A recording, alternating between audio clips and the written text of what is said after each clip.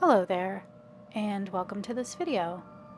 The first thing I'm going to work on is swapping out some of the decor in my room and adding in some darker, more gothic elements for the fall season. This year I'm going for a bit of a gothic vampire theme, so hopefully I will capture this mood as best I can. At the end of the video I will show how the room turned out and it'll be all lit up. So I hope you'll stay until the end to see the final spooky result.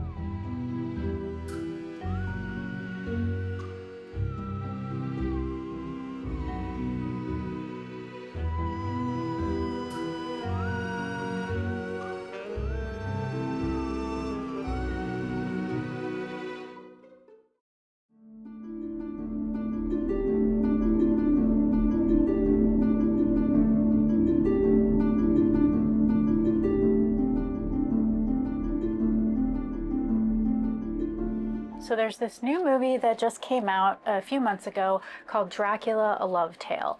And it's not available here in the States yet, or in a lot of other countries to my knowledge.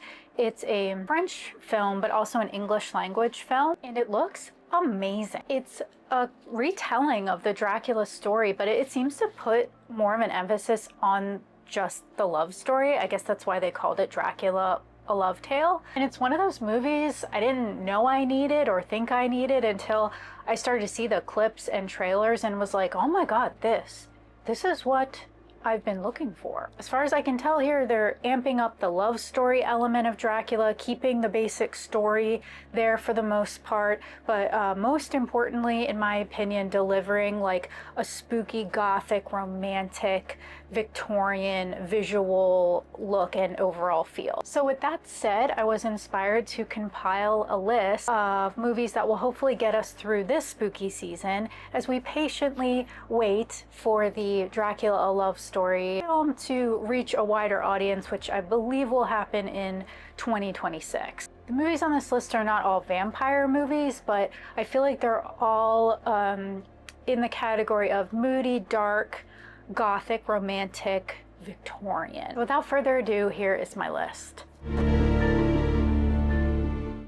This film is based on the 1897 classic novel by Bram Stoker, of course, and it follows a young solicitor named Jonathan Harker and his dealings with an ancient vampire living in Transylvania. Dracula soon realizes that Jonathan's fiancée Mina is the spitting image of his late wife, who he's mourned for centuries. As Count Dracula begins to desperately pursue Mina, Mina must then grapple with being heavily drawn to Count Dracula versus her current engagement and mortal life with Jonathan. The imagery and visuals in this movie right out of the gate are utterly stunning. It's truly like next level, top tier, and perfect for this spooky time of year. And this movie is directed by Francis Ford Coppola, and the direction really is the standout of this movie in my opinion, which I guess is no surprise. The editing is also a standout for me in this movie. It's really kind of like pretty wild and incredible, and I kind of couldn't wrap my head around the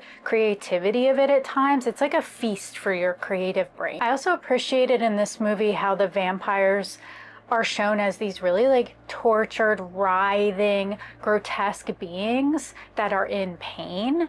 I just appreciate that in a vampire film sometimes. The design of this film would be the other standout, particularly the costumes. Some are more historically accurate, some are very avant-garde, but they're all equally beyond stunning. And this makes sense because they were designed by the visionary designer and artist Eiko Ishioka. She unfortunately passed away, but left behind an amazing legacy. I highly recommend this movie as a classic retelling of the Dracula story. It's quite dark in its tone, but also quite romantic, and all around a pretty amazing movie. It still just really holds up in my opinion. So this is a ghost story, not a vampire story, but the vibes in this movie are so incredibly impeccable that I have to include it on this list. Honestly, it's probably the most perfect modern movie that is of the Gothic, macabre, Victorian persuasion. And you just can't have a list with this kind of theme and not have this movie on it. This movie is about a young, well-off Victorian woman named Edith Cushing who writes ghost stories, and she's also had some real-life ghost encounters as well. She soon falls for and marries English Baron Thomas Sharp, who is much more secretive and sinister than he appears. The costume designer here, Kate Hawley, is an absolute boss. The sleeves alone in this film are award-worthy. Also, the production and set design are above and beyond Gothic Victorian perfection, particularly the decaying English manor that the characters live in. The bathroom set alone is truly mind-blowing. It's that good, and it's just a bathroom. It's so ornate and gorgeous while also being like bone-chillingly creepy. There's also a giant hole in the entryway of the mansion, which is like a whole vibe in and of itself. There's just like random crap falling through it, like leaves and debris and snow and such. And there's also a blood red clay substance that literally like bubbles up through the floorboards of their house and through the ground outside the house. And this is a Guillermo del Toro movie. He's one of my absolute faves. He's an extremely visual filmmaker, and if you want to see a movie that looks like $1 billion on screen, his movies are for you. This is an adaptation of the Oscar Wilde novel, A Picture of Dorian Gray. It stars Ben Barnes, Colin Firth, and Rebecca Hall. And it's the story of a young man who sells his soul for eternal youth and beauty. As Dorian ages, a portrait painted of him in his prime ages in his place. The painting also absorbs every deceitful action that Dorian commits in his life. Eventually relegated to the attic, the portrait becomes uglier, more twisted, and more grotesque as he sinks deeper into corruption. All the while, his body remains in a youthful, pristine state. This certainly isn't the most acclaimed of films, but I really enjoy it. It's yet another Gothic, Victorian, horror-ish sort of film that takes place in London, as so many of them seem to. And I just feel like it fits in well with this list, in my opinion.